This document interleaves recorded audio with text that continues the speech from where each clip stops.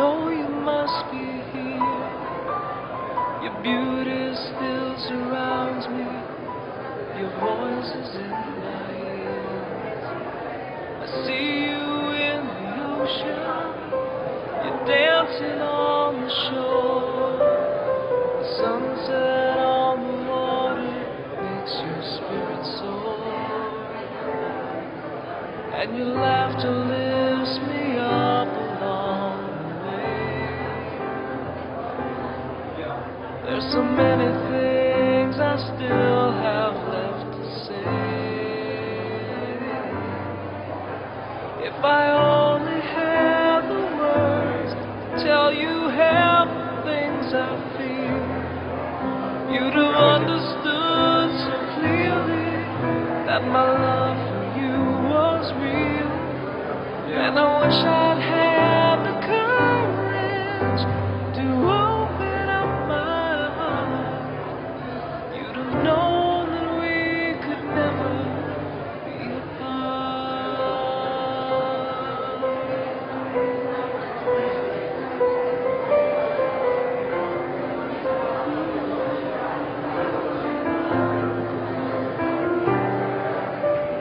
colors of a palette, your canvas filled with green, strokes of your emotions. I see you in my dreams. Now the rose is finally opened, petals filled with light. Now the heart's no longer broken, the thorns are out of sight. And your laughter lifts me up above my tears. I can hear you whisper softly in my ear. If I only had the words to tell you half the things I feel, you might understand the difference between illusion and what's real. And you'd finally have the courage to open up your heart, 'cause you'd know that we could never be apart. Oh,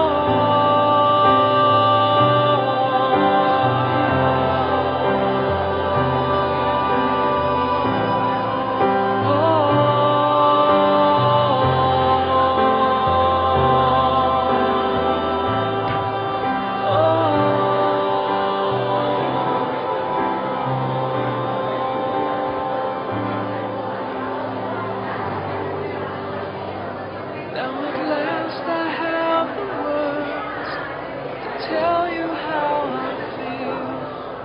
Still don't understand the reasons, and perhaps I never will. But I finally found the courage to open up my heart. 'Cause I know that we will never be. Ladies and gentlemen, if I could have your attention for a moment. Now I know that we will never be apart. Folks, if I could have your attention, please, for a moment. Thank you. I know that we I'm just going to ask everyone, there's still a lot of people coming in outside, folks. If there is any room in your rows, if you can move one way or the other, make as much room for those who will be coming in just a little bit. We'll be starting in about 5 minutes or so. But any room you could make, that would be greatly appreciated. Thank you.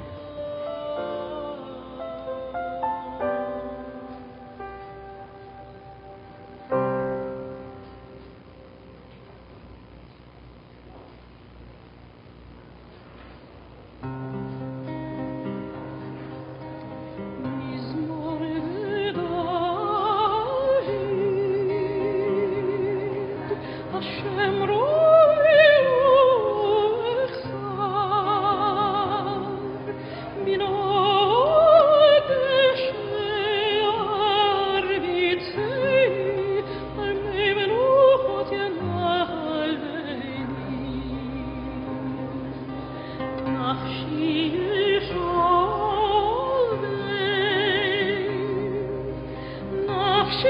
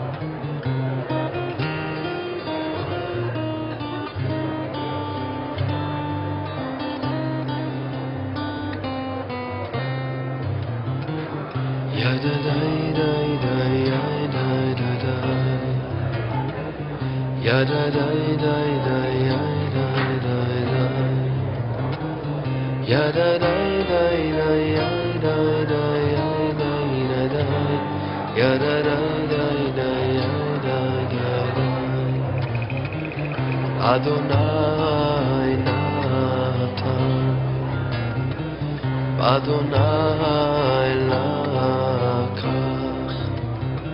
Yehi Shem Adonai Mevorach, Yehi Shem Adonai Mevorach. Yadadai dai dai, Yadadai dai dai, Yadadai dai dai, Yadadai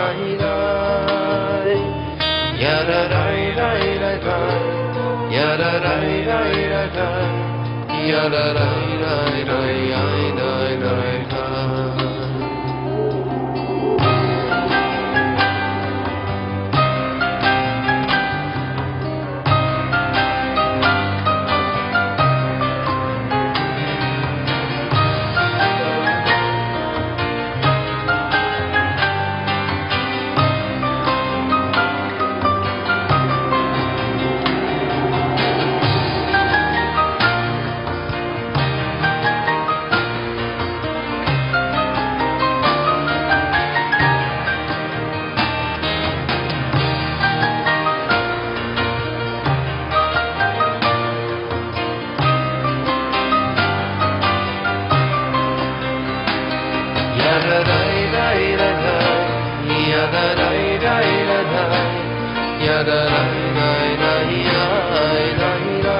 Yadadai dai dai, Yadadai dai dai, Yadadai dai dai. Adonai Natan, Adonai Lakach, Yehi Shem Adonai Mevorach, Yehi Shem Adonai Mevorach.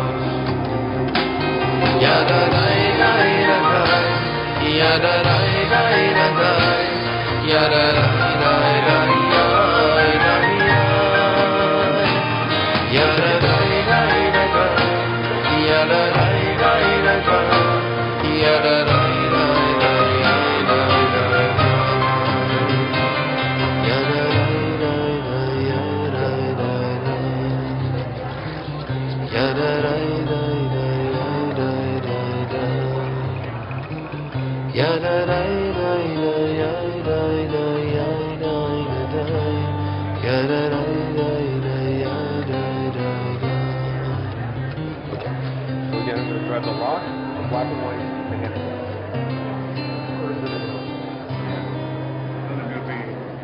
We have so many cars that you will not going to park. People went up from Maui? No, these are shapes and Israelis. So, I don't know what they are.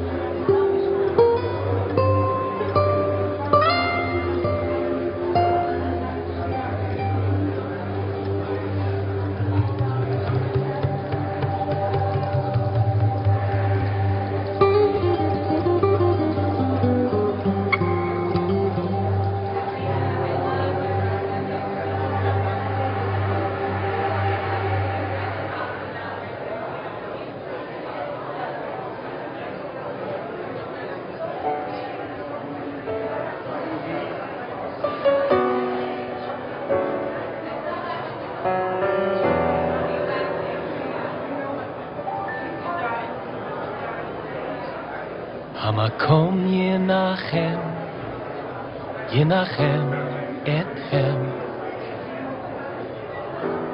May the Holy One comfort you.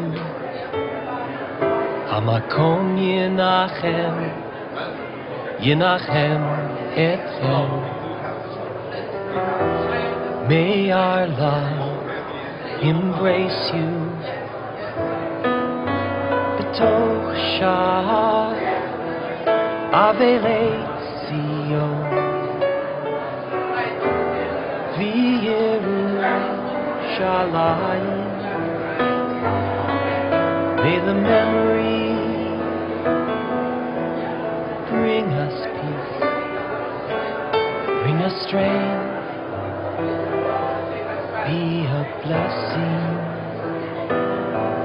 Hamakom Yenachem, Yenachem Etchem. May the Holy One comfort you. Hamakom Yenachem, Yenachem Etchem. May our love embrace you. Baruch Atah.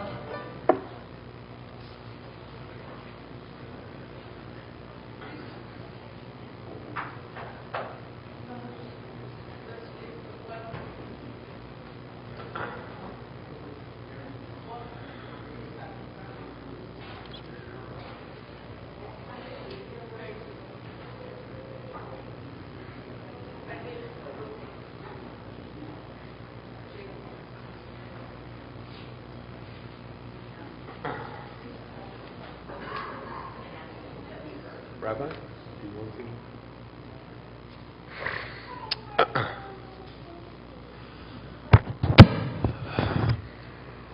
Ladies and gentlemen, our service today honoring the memory of Jacob Castrol will be conducted by Rabbi Yossi Bedelman. Before beginning, if you have a cell phone or pager that you have not turned off yet, if you would please take a moment to do so, that would be greatly appreciated. Thank you very much.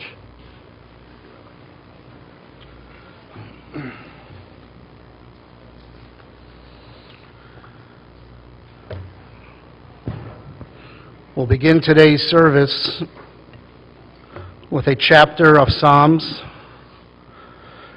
written by the great King David. Chapter 23, we'll begin in Hebrew and then recite it once again in English. Mizmor LeDavid, Adonai Ro'i Lo Echzar. Binosteshe Yarbitzeni, Almei Menuchot Yina Aleini. Nafshi Yeshovev Yancheni, B'maglei Tzedek Leman Shemo.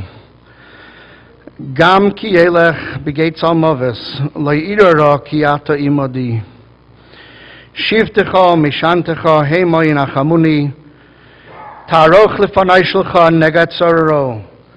Dishanta v'Hashem en roshi, kosi revaya, achtov v'chesed yirfuni, kol yemei chayoy. V'shafti b'veis Adonai l'orech yamim. Psalm 23, a psalm by David. The Lord is my shepherd, I shall lack nothing.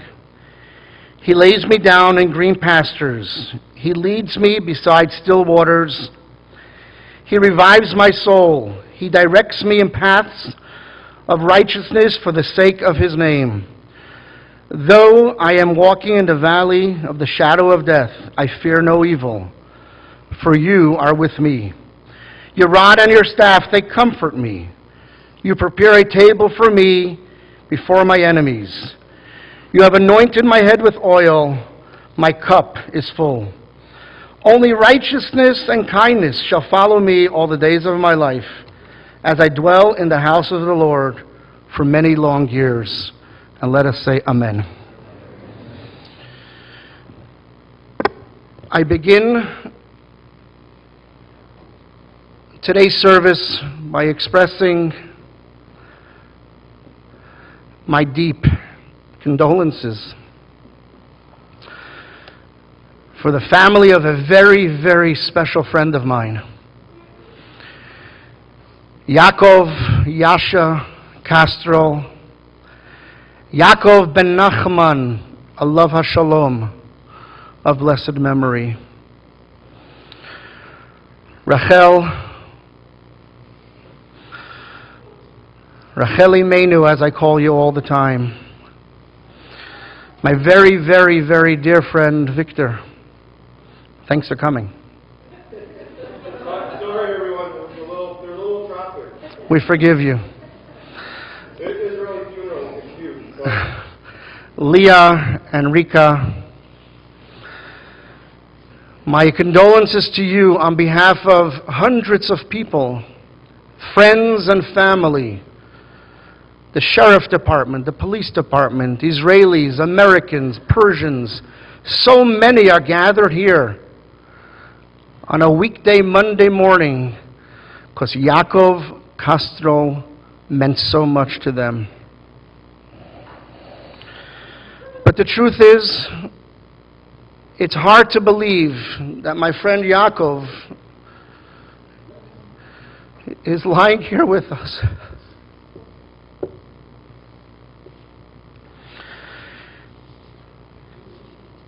I'd like to begin by reading to you a beautiful verse written by the great King Solomon. At his old age, he wrote the book of Kohelet. And with his great wisdom, he begins the chapter. He says, L'chol zman eis, l'chol chefetz tachat hashamayim. Everything has an appointed season. There is a time for every matter under the heaven. A time to give birth, a time to die, a time to plant, and a time to uproot that which is planted. A time to heal, a time to build, and a time to weep, and a time to laugh. A time of wailing and a time of dancing. A time to embrace, a time to refrain from embracing.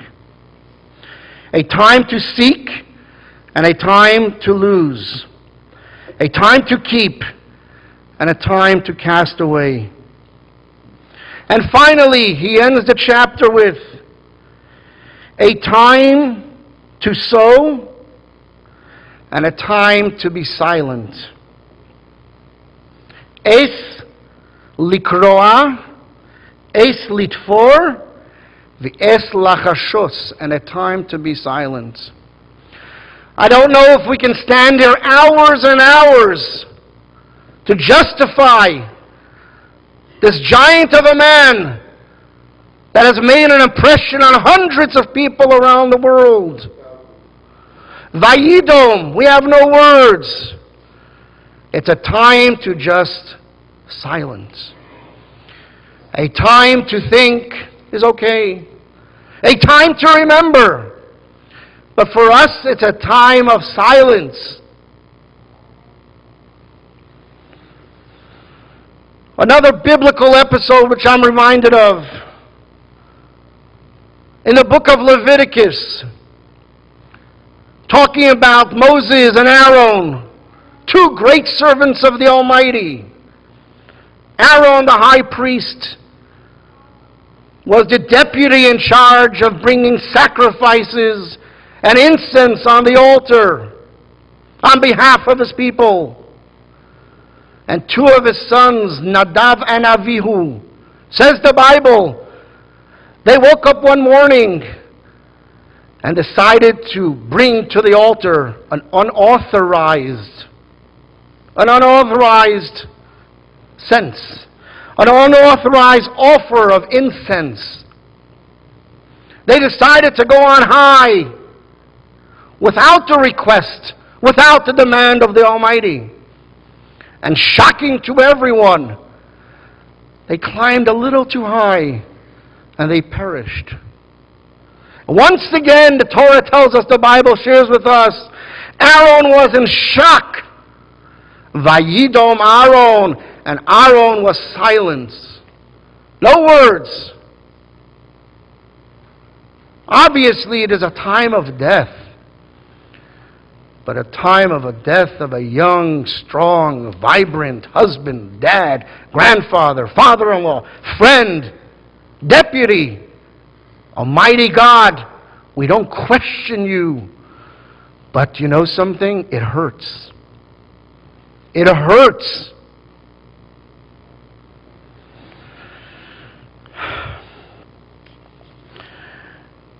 You know, when I think of Jacob, I think of one title, and I think we can all agree. Yaakov, Jacob, Yasha Castro was a mensch. Was a mensch. A mensch par excellence. A mensch that we can write a book about his life, his stories, his helping others. Many of you have heard of the great Lubavitcher Rebbe, who passed away some 20 years ago. And just before his passing, a couple of years before his passing, the great rabbi had a custom that every Sunday morning, hundreds and hundreds and sometimes thousands of men, women, and children would pass by this great rabbi as he stood outside his office and handed out single crisp dollar bills, together with a blessing to anyone, Jew, non-Jew, any human being that wanted a blessing from a great rabbi was able to come and get this blessing. Lo and behold, Jacob Castro decides to do the overnight trip from Los Angeles and lands in New York City on an early Sunday morning with a group of people from Los Angeles. And he makes the way over to 770 Eastern Parkway for a blessing. Now, I've watched these blessings for many years growing up. I've seen these blessings. I've received many dollars from this great rabbi. And 99% of the people that go by this great rabbi, Rebbe, ich darf a bracha for gesund. I need a bracha for happiness, for health, for marriage, for my children, for my mother-in-law. They're asking this great rabbi to intercede on high for a blessing for themselves. Watch Jacob Castro walk by this great rabbi. He had exactly 6 seconds. He could have asked for anything he wanted, my dear friends. Rebbe, dear Rebbe, I need your blessing for Jonathan Pollard. Rebbe, I need your blessing for Jonathan Pollard. Shocked me. And years later, as we showed this video to a crowd at our Celebration 12 for the Chabad in Studio City, Jacob, do you regret not asking for something else? He says, absolutely not. If there's someone that needs help, Yasha Castro is on the phone, calling a friend, making a connection, doing a favor, staying up late at night. Early mornings. I have an echo here today. He's my brother. He's my brother because that's why I love him. Yasha Castro. He was proud, and I see there's many of the Sheriff's Department here today. And welcome, and thank you for taking the time here today and showing your respect.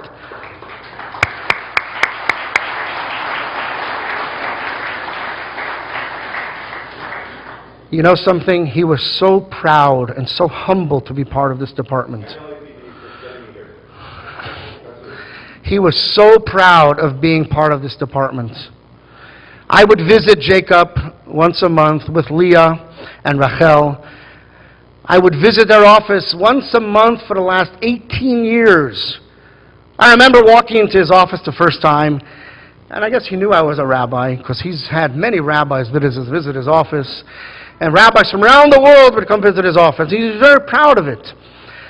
And when I said to him, Jacob, I'm not just visiting, I'm moving into town, he almost called the sheriffs on me, you know. But the truth is, we built a tremendous relationship, a friendship, a brotherhood, a family's gatherings we wouldn't miss. Dinners together, Friday night dinners, Shabbat dinners, services. There you had Jacob, humble man, Jacob Castro, the humble man, sitting there and probably thinking, what else can we do to help another man or another human being? So where do we go from here? Where do we go, my dear friends? You know, it's not by coincidence, but it's surely by divine intervention that he was named Jacob. You know, there's a lot of memories going through my mind. You know, Jacob lost his mother just a couple of years ago. And his mother lived in Israel. And you would think that he would visit her once a year maybe. Jacob Castro, every time I'm in his office the year that she passed, or 2 years before she passed, I said, Jacob, what's the plan? He says, I'm off to Israel again. I'm off to see my mother. So he wasn't just a great husband, a great father, a great grandfather, great father-in-law. He was a great son. He was a great son that loved his mother, not just from thousands of miles away, but took that 15, 16-hour flight to visit with his mother. What a giant. But you know something? Back to the Bible. Our Bible tells us that the first person named Jacob was Jacob our father. There were 3 fathers, Abraham, Isaac, and Jacob. And regarding Jacob, don't ask me how, but it says, Jacob our father never died. So the commentaries question, what are you talking about? We buried him. He still didn't die. Says the commentaries, Mazaro b'chayim, Afhu b'chayim. His children, his grandchildren, his family, and in our case, this extended family of friends and sheriffs and colleagues and neighbors are here to honor this man. Mazaro b'chayim, his friends are alive. His children continue in his footsteps. His wife should be well, continues in his footsteps. And his grandchildren continue in his footsteps. His legacy will remain alive. So as you sit here today and everyone's having that emotional feeling and wondering and bringing flowers and questioning, it's all the right emotions. But emotions fade away. That's the way we are. Emotions will fade away. Time will cause things to fade away. As you sit here today and you remember Yasha, think about what he has accomplished. You know, most of us try to, so to say, we build our resume our whole life. We like to add things onto our resume. That's the way life is. Jacob Castro built his eulogy the last 68 years. He wrote his own eulogy by acting like a mensch, by being this kind, giving, generous, amazing person that he was. So as you sit here today, please, you want to do something in his memory? You want to do something in his honor? Do something for someone else on a consistent basis. Think of someone, your neighbor, who has a child that doesn't have a friend. Go take him out for pizza. Find a deputy that's walking the streets of Los Angeles, buy them a cup of water. That's Jacob. Think out of the box. Helping others. That's his eulogy. May God comfort all of us. The Bible tells us that death is also temporary. And Jacob and I talked a lot about this after his mom died. Death is temporary. Our life today is a facade. There's a bigger picture coming. There's a greater world coming. the promise of the Almighty, that very, very soon death will end, and a very special era known as the Messianic era will arrive, where our loved ones will reunite with us and with all of our loved ones. And Jacob will be there in the front row, back with us, hopefully very, very soon, with the arrival of Mashiach V'nomer. Let us say Amen. I know it's not easy for Rodi. I know it's not easy for Victor. But Victor, you are the man. Please join us up here and say a few words.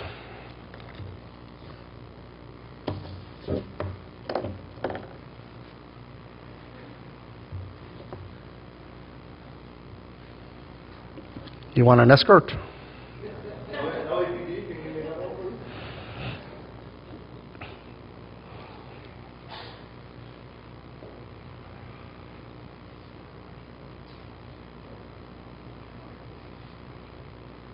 I'm the only guy in town that can ask the rabbi to get me some water. Sorry, thanks for the laughs. And he knows I am. So, guys, I apologize. 134 is closed, and my dad would have been late to his own funeral because he probably would have stopped, put on his uniform that he had in the car, and tried to help somebody go somewhere. So the only reason I'm besides myself is because my eulogy wasn't going to be a typical eulogy. It was going to be a stand-up eulogy because of it was going to be the eulogy that my dad wanted to hear, and he would have been on the floor laughing, and thankfully he's on the floor and he's laughing. And if you hear any knocking, it's him trying to get out and schmooze with you guys for starters and see who he could help. And to that end, if you have a cell phone on, please leave it on. The sounds we hear are the number of texts and calls my dad would hear or is hearing right now.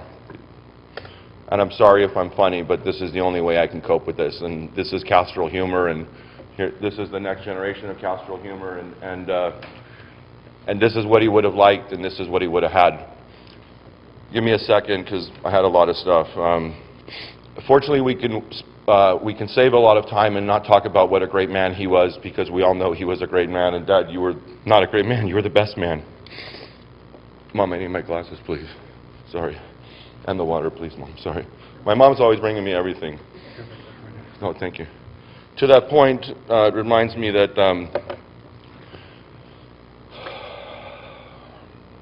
this might be long, but it'll be worth it, trust me. And it won't be a eulogy you've ever heard. My dad was a great man, and we're here to talk about him, but the only reason my dad was the man he was is because of my mom. Behind every great man is a better woman. And that's certainly the case here. She made it all happen, ironically. And she was true to Castrol core in the background. And nobody knew that my dad could be who my dad was. My dad obviously is a mensch, obviously, as everyone knows, and the rabbi said, but he was a mensch. He had the ability to be a mensch. I think as Jews, we're all mensches, but we can't be the mensches we really want to be because we don't have time to be mensches. You have your morning commute, and thankfully in my occupation I didn't have a morning commute, but God, I'm glad. What you guys got to put through to get here on a Monday morning is amazing. And we tried to have him buried yesterday, but getting a cemetery plot is tougher than getting a reservation in a restaurant.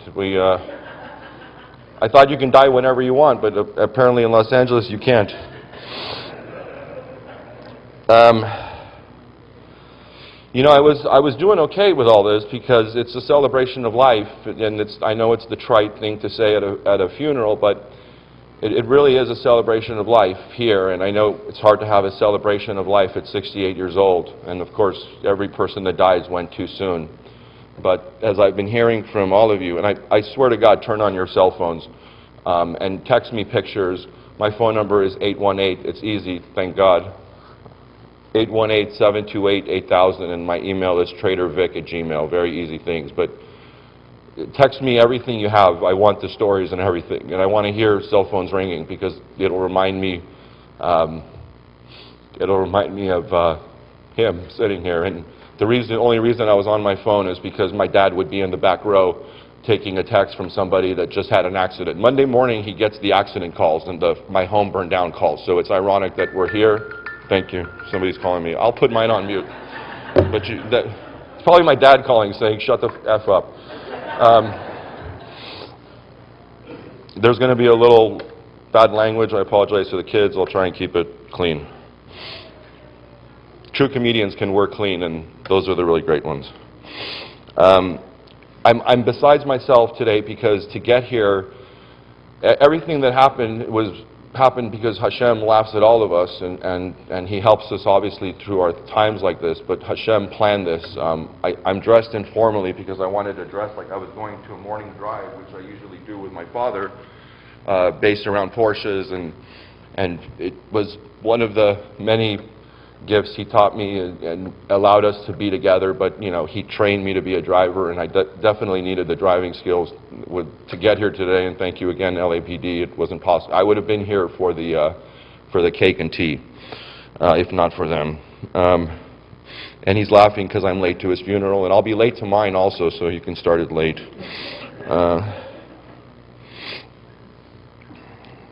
Like I said, I would have been okay except for that drive. I was doing okay, but whatever. You know, and like I said, sorry if it's long, but it's entertaining. We have, you know, the biggest thing that you always have at a funeral is obviously losing somebody, but you have regret, and my regret really was, this is his volunteer hat with the sheriff's department. It helped me on the drive over. Sorry, I'm wearing a hat at a eulogy or funeral. It's actually a kippah, so I didn't have time to get one. My biggest regret really was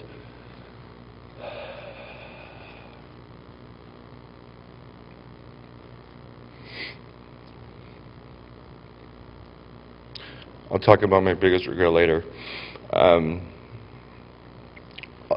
My biggest regret was hearing your stories about how cool my dad was. Because you guys are now coming to me and telling me, oh, you remember when your dad did this? And I said, of course I remember. My dad, you know, told me he did it. When my dad tells me he did something, he gives me a one-sentence Cliff Note summaries. Oh, Vic, I went to Mexico and helped him buy an ambulance. Please, like, as my brother would know, my brother is my rabbi. The Castros are quiet, and we work in the background as my dad did and as he taught me. And there's going to be a couple things that come out today, and I wouldn't want to share them with you, but the only reason I'm sharing them with you is because they were imparted to me by my dad. That's what he taught me, and so he taught me to give, but to be quiet. And that's what he did, and that's what I do. Just a short story. I brought Batman. I love Batman, and my sons love Batman, and I wanted to have...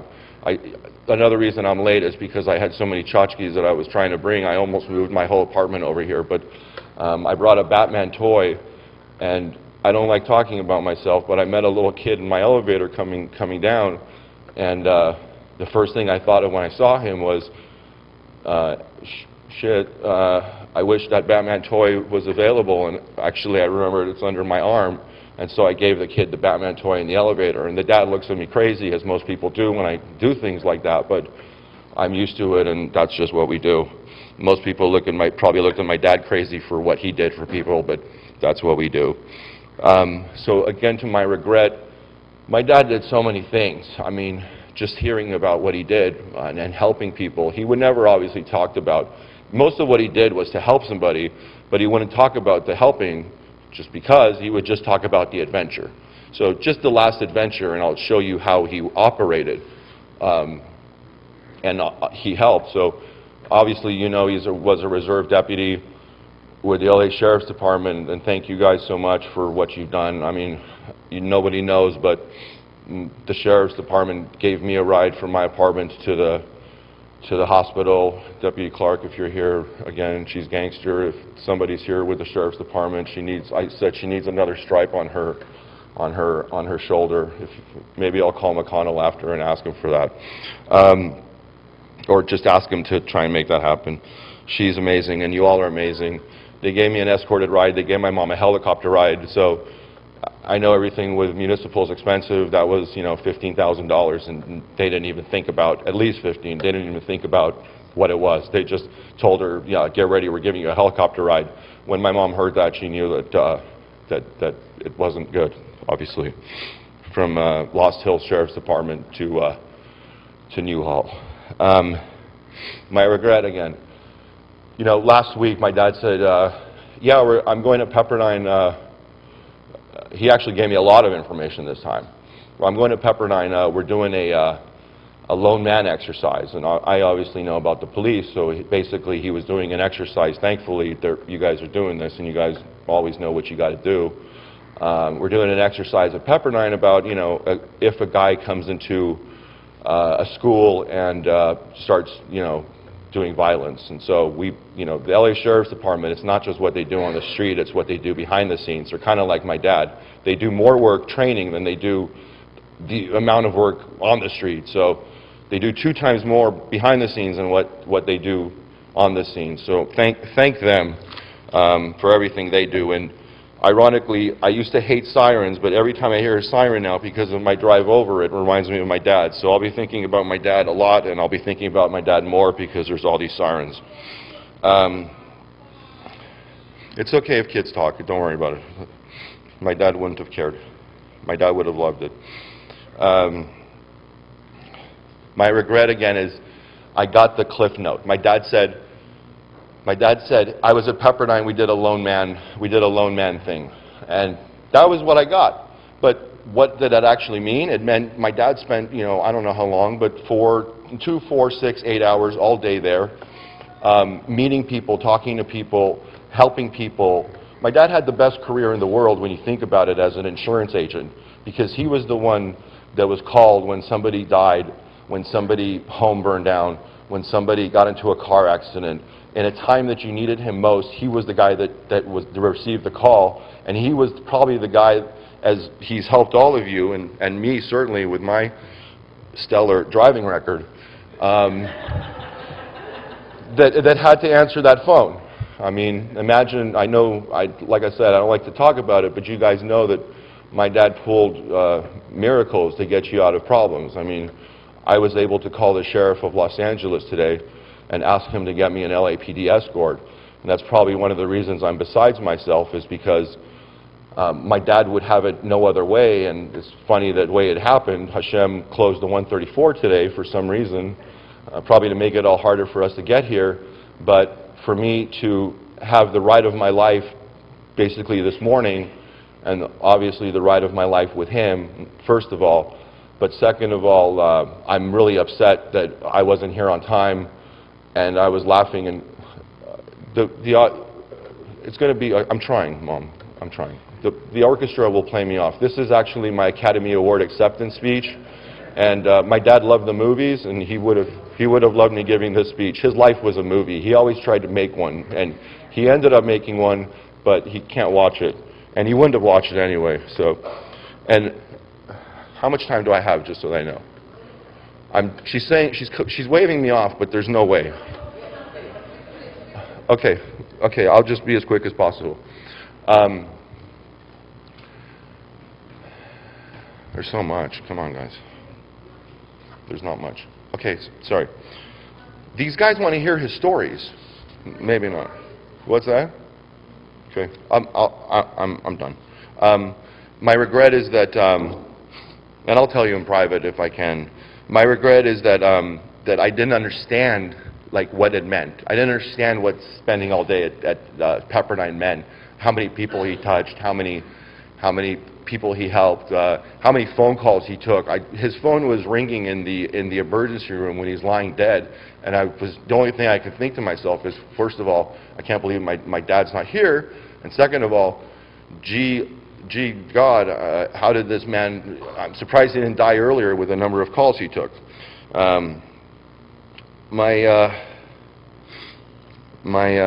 It's quick, hold on.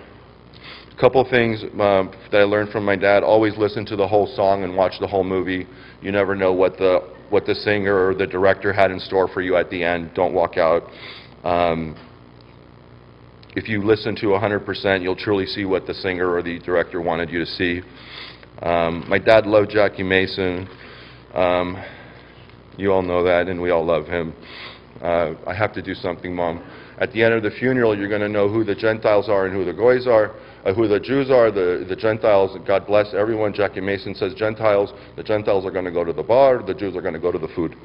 I had to put one in there. We all know Yasha was a good salesman. I have one story I got to tell. I'll do it quick. Sorry. This was my story. We all know Dad was a good salesman, and he wasn't a salesman. He was just there to help, and that ended up being a salesman. He sold me. His funniest thing that he did was sell me, and not sell me, but, you know, trick me. And so, you know, my dad graduated UCLA in '73, which was the hallmark of UCLA basketball. And so, you know, my dad just, as he casually does everything, said, Jamal Wilkes is my buddy. And, you know, I was a basketball player, so I was, you know, 8 years old, 10 years old. And Jamal Wilkes had that funny shot, as we all know. And my dad would tell me, just obviously jokingly, I taught him how to shoot. I taught him that shot, you know. Kind of like Lonzo Ball shoots right now, who I didn't like, but I will now like because of that shot. And I said, Dad, you know, I knew basketball, and I'm like, there's no way you taught Jamal Wilkes how to shoot, one of the silkiest, smoothest, most consistent shooters of all time, and my dad loves him. And I said to my dad, how did you teach Jamal Wilkes how to shoot? He goes, well, he was my buddy at UCLA. You know, we talked to him, and, you know, I talked to him, and I knew some of the guys. You know, Lou Alcindor left the year I came, and like I said, he was in the holy time of UCLA basketball, since 1973. He actually helped me go to John Wooden basketball camp. It doesn't matter. So, my mom's waving me off again.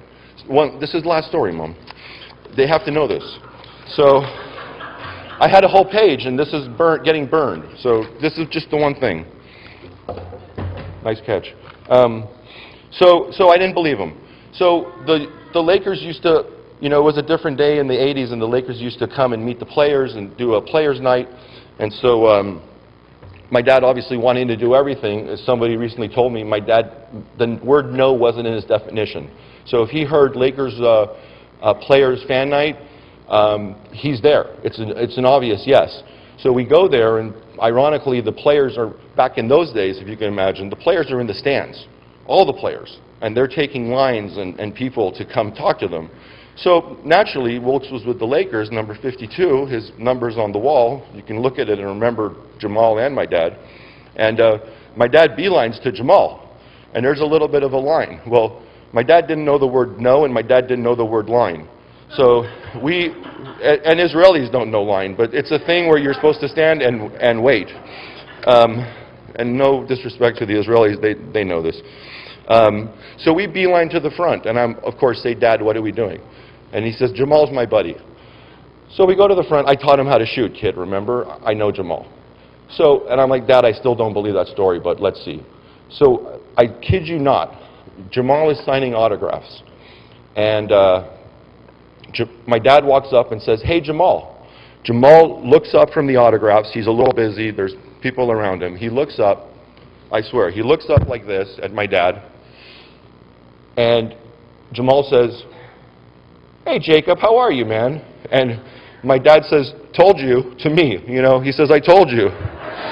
So he was a great salesman because all he did was try to help. He never sold. He just tried to help. Let me just do one more thing. Let me check.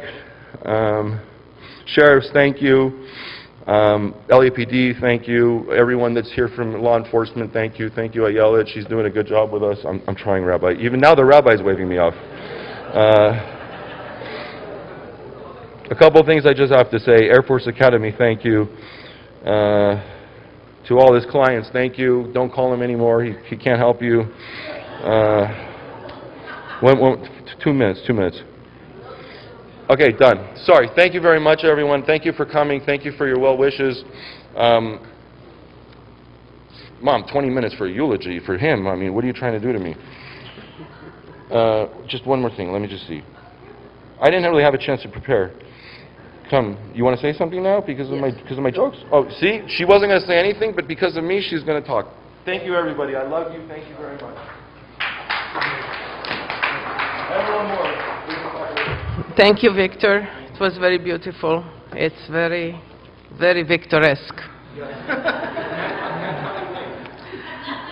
So Friday started like every other day.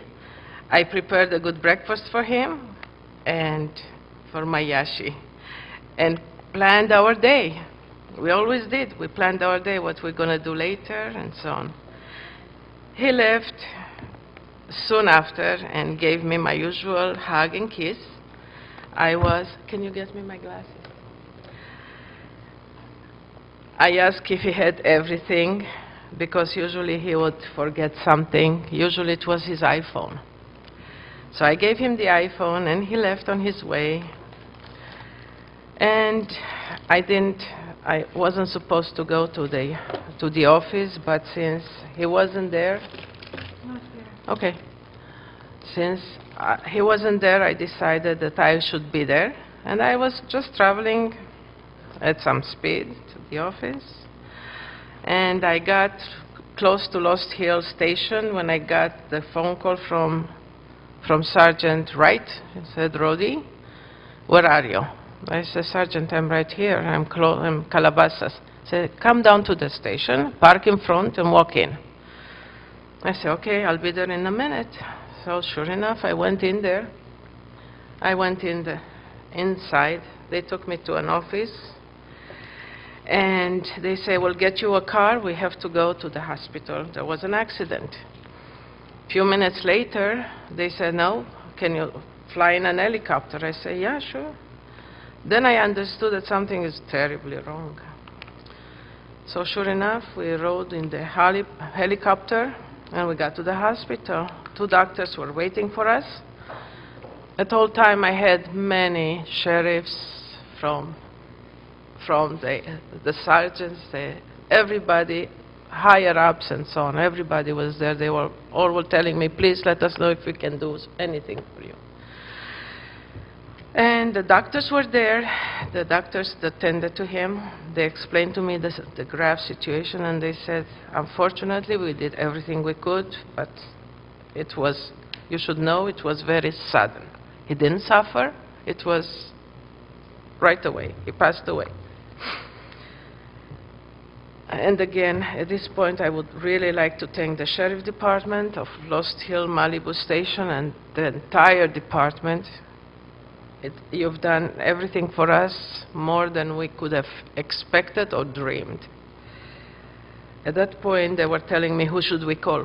Give me the number, we'll make the calls," because I was just besides myself. I gave them the number. I said, "Please bring my son over." They called, no, sorry, I said, "Call my son." My son said, "I cannot come." They said, "Oh, we're sending somebody. He'll be here very soon. He cannot drive." So, thank you again. Everything was done to perfection. What can I say about this beautiful man who has been a blessing, has been my blessing, to spend 47 years, beautiful years. It was like a long honeymoon. Yes, we had some discussions. Of course, we had some disagreements, but it was always explaining each other and trying to understand each other's point. And today is exactly the 1 year, 1 month. It's 47 years and 1 month to our anniversary.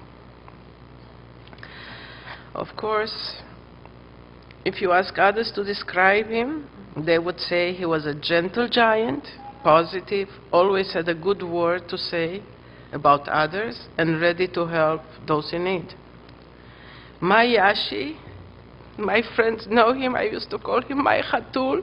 That's a little kitten, a sweet little kitten. My Khatul was adored and loved and looked after me. His main reason in life was for me to be safe, happy, and to do anything that he could do so that I'll be fine. I loved working with him. We shared a big desk. We worked one in front of the other. We had lunches together. We spent every day of our lives with him. He was a wonderful father, not only taught our children wonderful life lessons, but also modeled for them how to live a life well, and he did it by his own example. My husband was a reserve deputy sheriff for 7 years.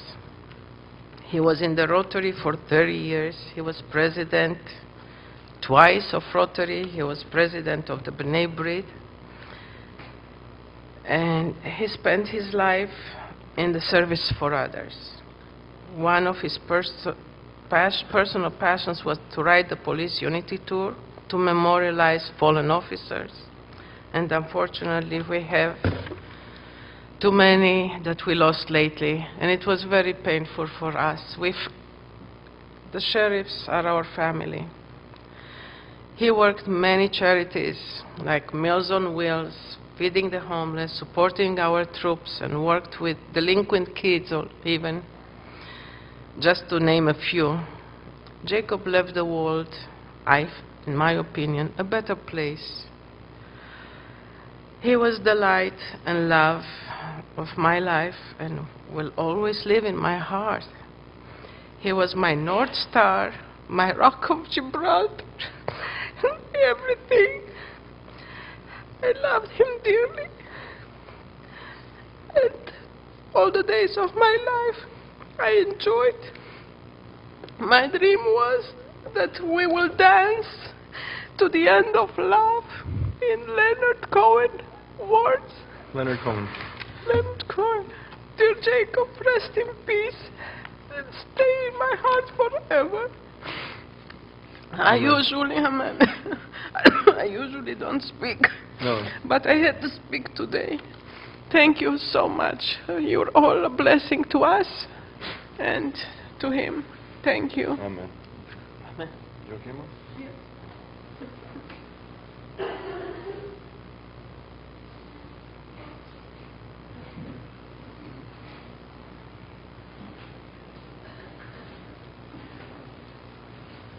Oh my goodness.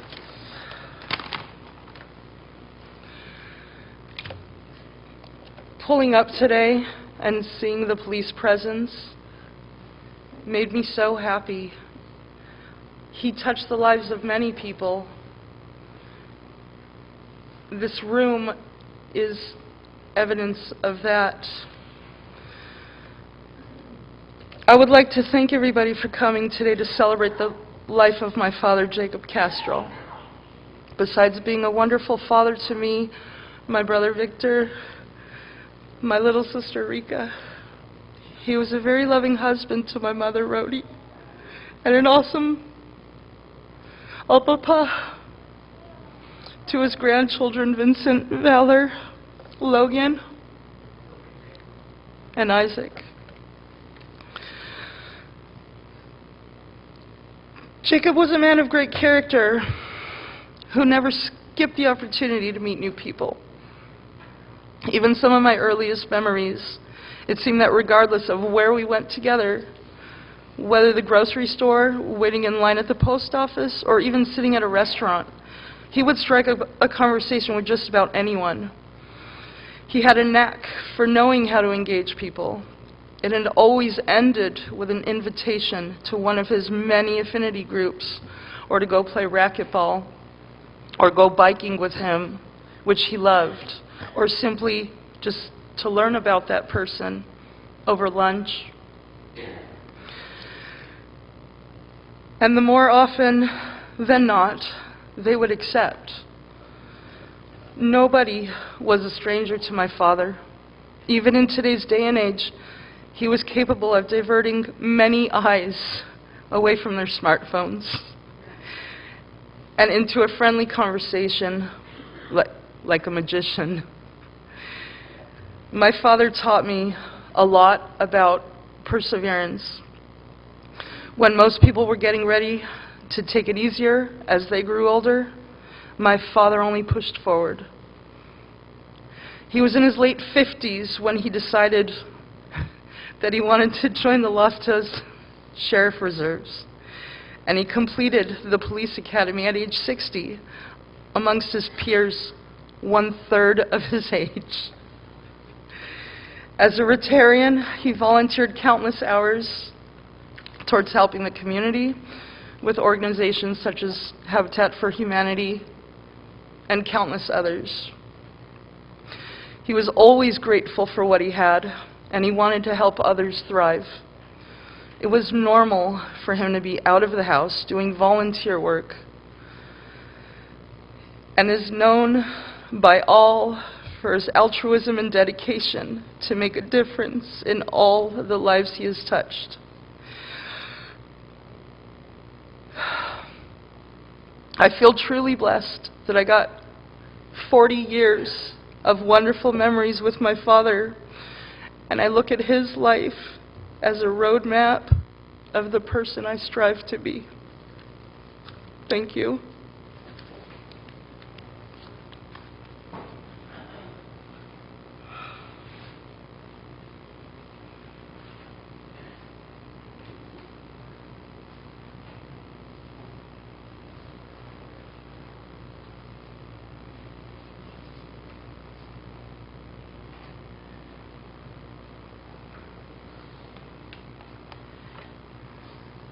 Hi, I'm Rika. There are very few people who walk the earth and make an impact, and there are positive forces in this world. And my father was one of those people. He was my best friend, my advisor, my favorite travel companion, and the force of my life that made me into the woman I've become. My father touched all of you with his soul, and that soul was the North Star for my entire 37 years. There's no consolation for any of us that'll make this new reality any easier. The only thing I try to repeat to my mom these last few mornings and days is that we were blessed. We had a father who would do anything in the world for us, and she had him for a husband.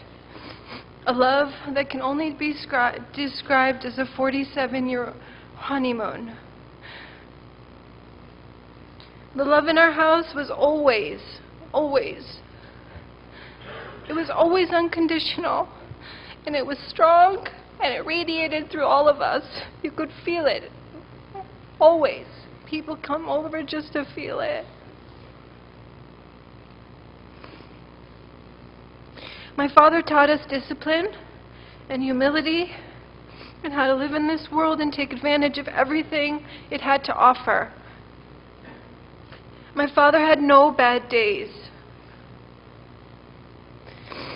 And he lived each day of his life to the fullest and wore nothing but a little smile on his sweet face.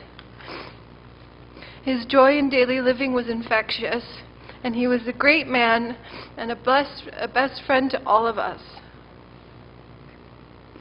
Let this tragedy that has befallen my family as an opportunity for all of us to do as Jacob would. Live a meaningful life. Wake up early. Stay active. Live well. Live full. Enjoy your time. Live without regrets.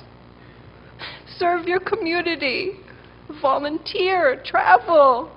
Eat.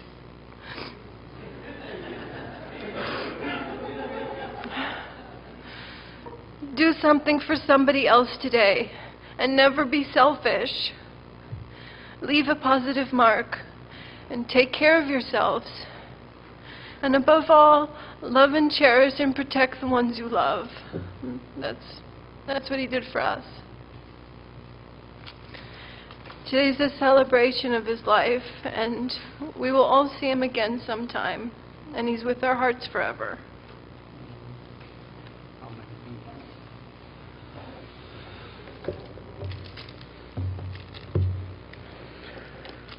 To represent the Sheriff's Department, we call upon Sheriff Wright to please say a few words.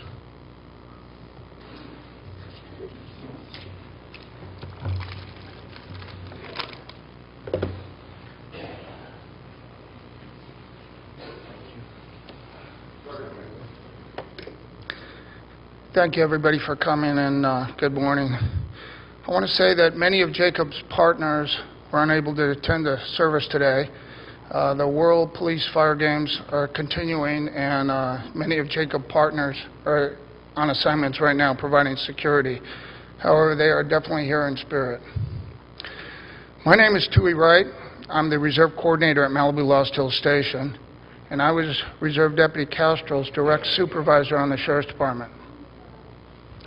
I first met Jacob about 10 years ago, but I did not remember that day until Jacob reminded me about it several years later. On the day we met, I was working as watch sergeant when Jacob walked in wearing his volunteer on patrol uniform, affectionately called VOPS. Volunteers on patrol are volunteer uniform. They wear a volunteer civilian uniform, and they drive through communities in a civilian marked vehicle, acting as eyes and ears for the Sheriff's Department to increase public safety. On that day, Jacob looked at me and smiled. What a smile. I asked him if he had done any good out there on his shift, and he answered, about as much as I can being a civilian volunteer. I told him perhaps if he wanted to do more, he might want to look into the department's Reserve Deputy program. I could tell he was thinking about it for a moment, and then he walked away. The next time I saw Jacob was about 2 years later. He walked into my office and said, "Hello, Sergeant Wright. I did what you suggested." I asked him what he was talking about, and he said, "You suggested I look into the Reserve Deputy program, and I did. I decided to do it." He then dropped a wallet with his new deputy sheriff badge on my desk, and his ID card flipped open, just like that. I was speechless. Jacob was a Los Angeles County Level 3 Reserve Deputy Sheriff for 7 years. He worked a variety of assignments on the department, including international liaison, traffic control at DUI checkpoints, assistant jailer at the station. He worked in the station open house and in various community events. He also assisted in background investigations, and he worked with the department's Reserve Weapons Training Company. Jacob spoke 6 languages, which allowed him to assist custody division and special investigation units with language interpretation. He then obtained his federal amateur radio license and worked with the department disaster communications service team at the station. Jacob was absolutely passionate about his work on the department, and he volunteered in many units. He always managed to work on an average of at least 100 hours a year more than the Sheriff's Department required him to work as a Reserve Deputy Sheriff. He was a fine example of the Sheriff's Department Reserve Deputy program. Jacob, by now most of you know that Jacob had a passion for cycling. Each year he rode his bicycle in the Police Unity Tour as part of a team that traveled to the National Law Enforcement Memorial in the nation's capital. He also rode his bicycle in the Malibu Lost Hills Station portion of the department's Memorial Torch Relay in honor of Los Angeles County peace officers who had lost their lives on duty in the service to others. Jacob did it all. He had an infectious smile and was loved by his peers. However, things were not always hunky-dory between Jacob and I. As Jacob's supervisor, there were a few occasions where I stopped smiling back and barked pretty hard at him during uniform and equipment inspections. Of course, he was not the only one. But a day or two later, Jacob would walk into my office and bellow out in his unique voice, "Hello, Sergeant Wright."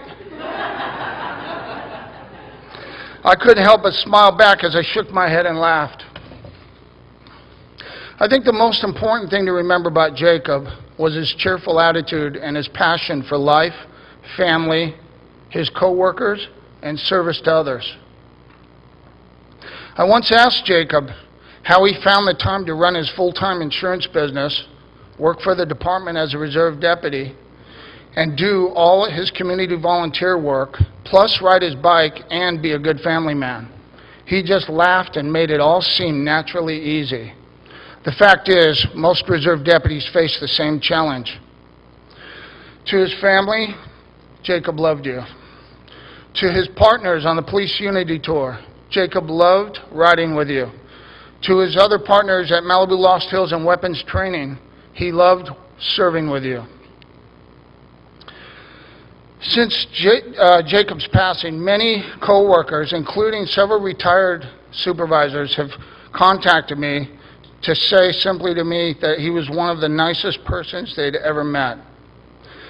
I think Reserve Deputy John Mullins summed it up perfectly when he said that Jacob was a quiet giant with a great sense of humor. He was fun and enthusiastic about life.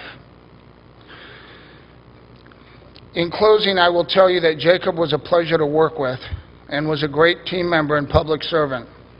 He will be missed but not forgotten. Those of us that served with Jacob and knew and worked with him on all these assignments were thankful for his friendship and were forever touched by exactly the man he was. Jacob, on behalf of the Sheriff's Department, you did it right, and we thank you for your service. So long, my friend, and Godspeed.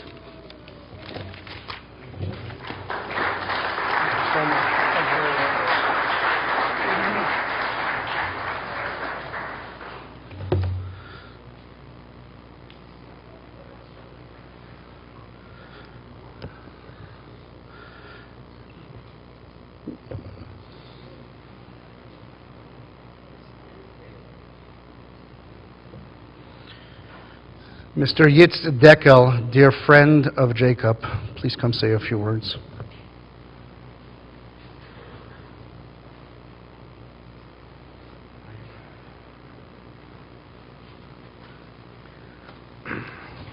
I'm still shaking. I met Yasha and Rachel 40 years ago. We went to Israel together on a special mission. I regret retroactively that I haven't spent more times and occasion with this legendary man. I will say a very few words in English and then a short reading in Hebrew in deference to the sheriff deputies and all other non-Hebrew speaking attendees here today. Did you notice something today, this morning, that even the sun had a very difficult time to disperse the dark clouds? Yes. Heaven is aching. Heaven is aching. For all the decades to come, and to the many that knew him, and that Jacob touched, let it be known, and let the record be told. Jacob was the ultimate gentleman, always, for all reasons, and for all seasons. I was told today by a mutual friend, this noble, humble, gigantic man had no in his vocabulary. And Victor, looking at you, I am going crazy. He is alive in you 100%. In closing, in the English portion, Jacob was a man of blue steel with a heart of pure gold. And the Hebrew section for those, Yasha, Yasha, Yasha, Keitzad Azaftanu Pitom. How did you leave us so suddenly? Yetumim ובשכול. כעבור 40 שנות חברות במילה אחת, הלך מאיתנו ענק צנוע. למה ישע? למה? מאיתנו הלכת כל כך פתאום, מלא עלומים. אצלי בלב, בראש, בנשמה, בהיגיון, יש היום, סליחה רבי, יש היום לי ויכוח עם אלוהים.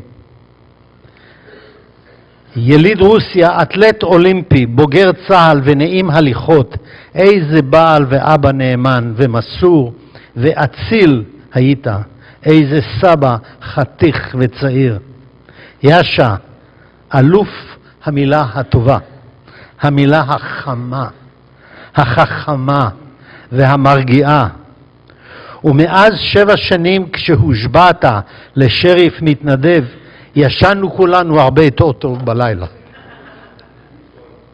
ישע, החבר הנדיר, איש ביטוחים חם וחכם ומצליח, נעים הליכות, כל כך מעודד ומרגיע, שגם על דוקטור זיגמונד פרויד היה יכול להשפיע. איך בעיצומם של מאבקים באנטישמיות גוברת, הלכת מאיתנו פתאום? לפני 40 שנה אתה ורחל הייתם הצעירים בין משתתפי תפנית במשלחות של ישראלים שהוצאנו ביחד מלוס אנג'לס לביקורים בישראל. ראשון בין מתנדבים היית ולמנהיגות קהילתית עלית בלי חצוצרות. אבל היום ישע, היום יותר מתמיד אנחנו זקוקים לכתפיך הרחבות, לזרועותיך החזקות, המחבקות, לעוצמתך יותר מתמיד, לתגבור אהבת ישראל, זהות יהודית ואתגרי הישרדות. עד סוף הימים נזדקק לחיוך החם והמרגיע של ישע. לקולו הנעים, איזה גבר בין גברים, איזה חבר בין חברים, איזה אח מסור ואיתן ואמיץ היית, ישע קסטרול, כבעל, כאבא, כסבא, האיש השקט, the quiet man, משכמו ומעלה, איש הפלדה עם לב הזהב. היום כולנו זקוקים לעוצמתך, כדי שנוכל להתמודד עם לכתך. It's an absurd. We need his strength today to be able to cope with the pain of losing him. Only he has the strength by osmosis, by inspiration. מה נעשה בלעדיך היום ומחר, ישע קסטרול? מה נעשה עכשיו? נוח על משכבך בשלום, אחינו ישע קסטרול, והגן עלינו ממעל.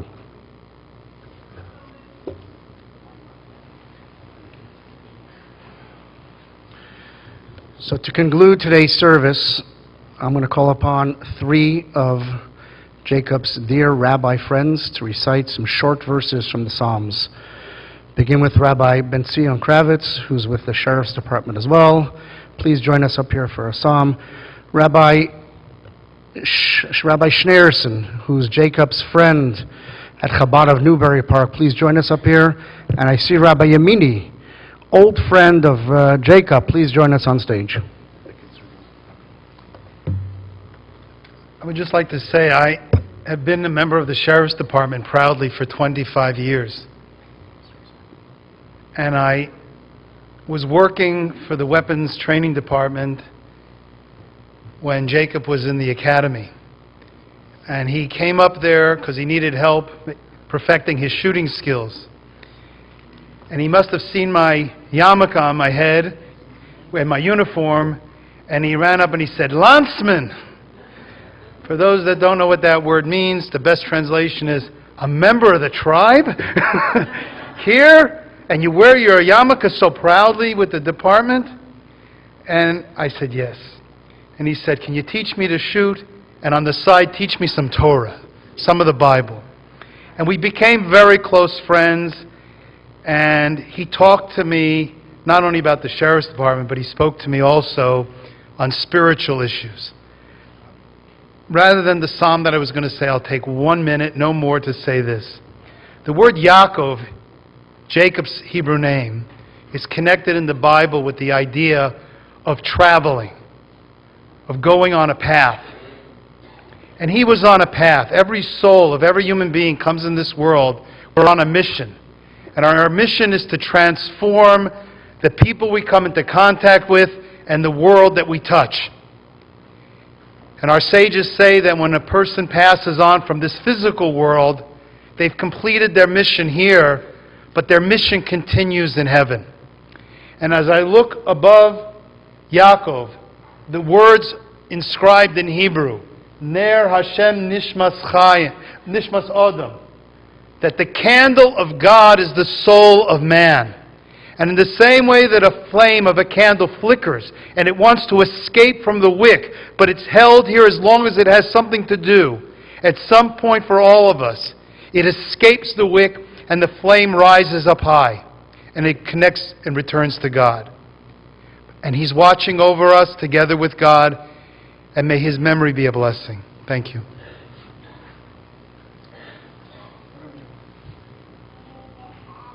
I will say in Hebrew a couple words, and after I will say מזמור לדוד. מכיר את ישע מאז שהגעתי לכאן. ולכל אחד מאיתנו יש את המסע שלו. בני ישראל הלכו במדבר 42 מסעות. כל אחד יש את המסע שלו בחיים. אנחנו לא יודעים באיזה מסע אנחנו נהיה הרבה שנים. בני ישראל היו במסע אחד 19 שנה, במסע אחר יום אחד. אנחנו רק יודעים דבר אחד, כשאדם חי עם הנשמה שלו. הנשמה שלו היא לא שייכת לו, היא שייכת לקדוש ברוך הוא. והוא מחליט, אי אפשר לנחם, אי אפשר לנחם במצב כזה. אבל דבר אחד יודעים, הקדוש ברוך הוא נתן את זה, והמסע האחרון של יעקב זה פה. זה כואב, זה קשה.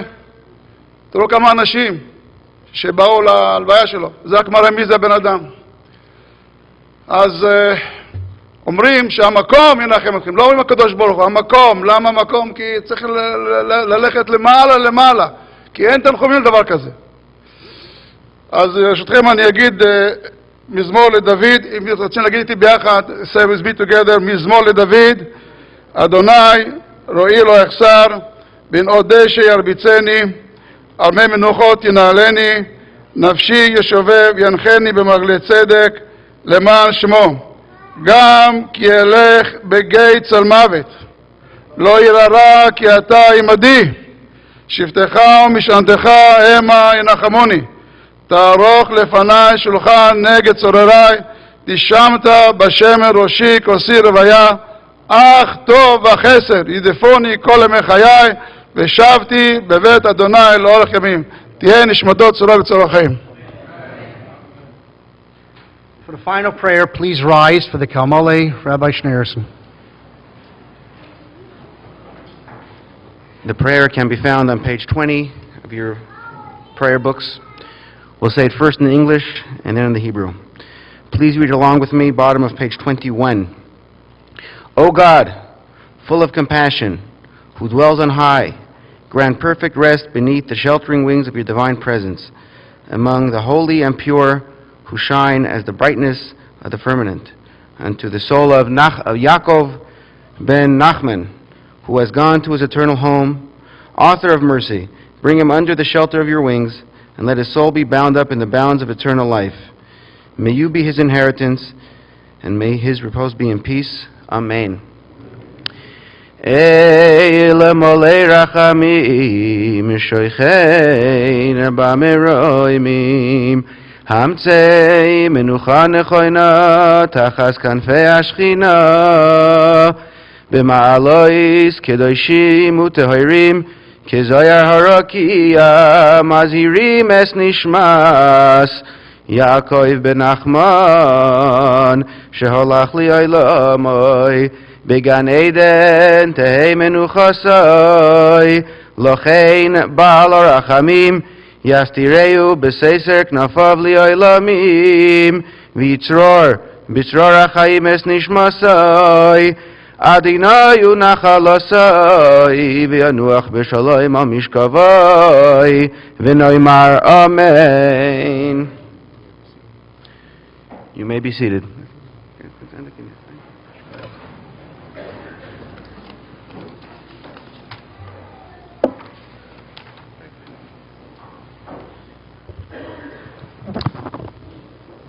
Ladies and gentlemen, Rabbi will conclude the service at the interment site.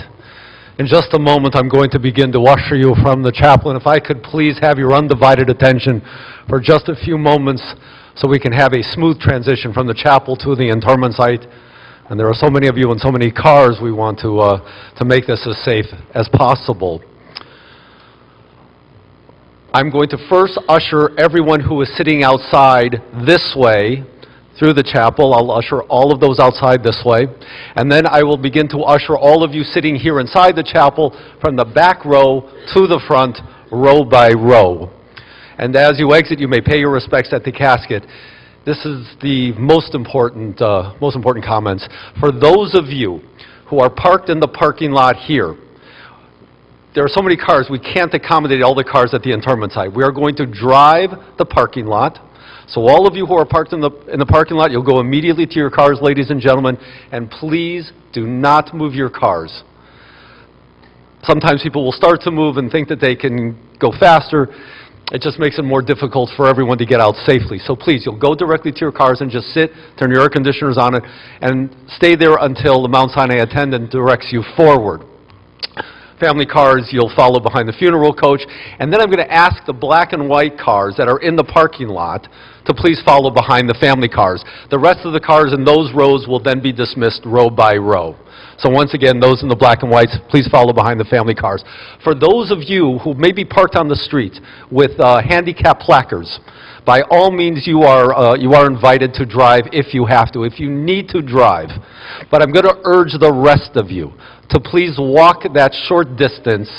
I don't even think it's a quarter of a mile, to walk that short distance to the interment site. That would be greatly appreciated. Very good. Thank you, sir. Thank you. So once again, folks, those of you in the parking lot, please go directly to your cars. Also, please do not congregate out in the parking lot waiting for the family to come out. They would like to come out with some privacy, so once again, everybody, please refrain from greeting family at this time. Wait until the end of the service. That would be appreciated. At the conclusion of the service, the family is inviting everyone to the Chabad of Studio City. And we have driving directions prepared for you. We will hand those out as you exit.